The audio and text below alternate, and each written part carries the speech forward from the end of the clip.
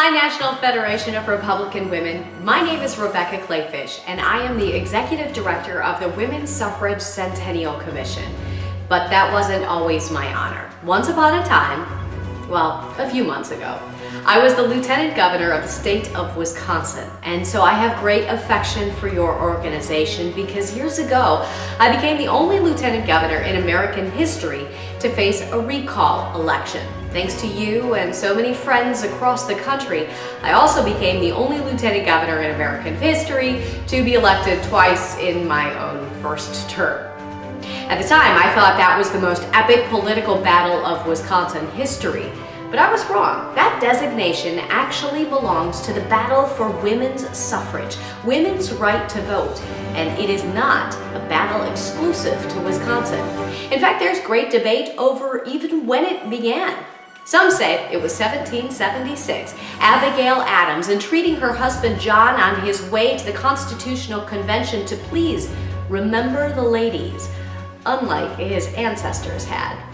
Others say it began in 1848 with the first Women's Rights Convention in Seneca Falls, New York, where delegates were treated to speeches from great orators like Elizabeth Cady Stanton and Susan B. Anthony. Even Frederick Douglass was there.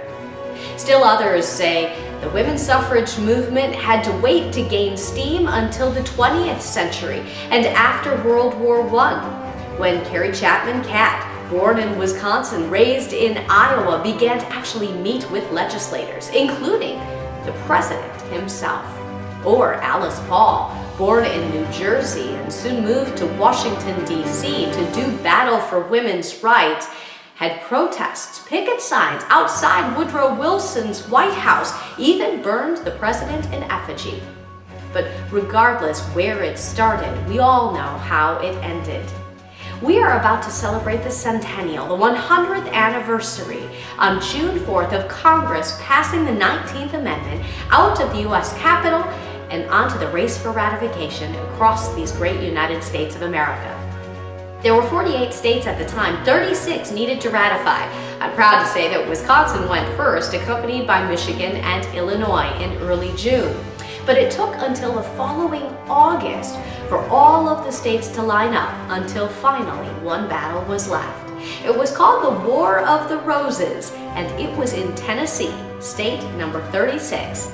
The heat of August, and we know it was tense. At the time, the suffragists, those who fought for women's rights to vote, wore yellow roses on their lapels. Those who were anti-suffrage, including many women, wore red roses.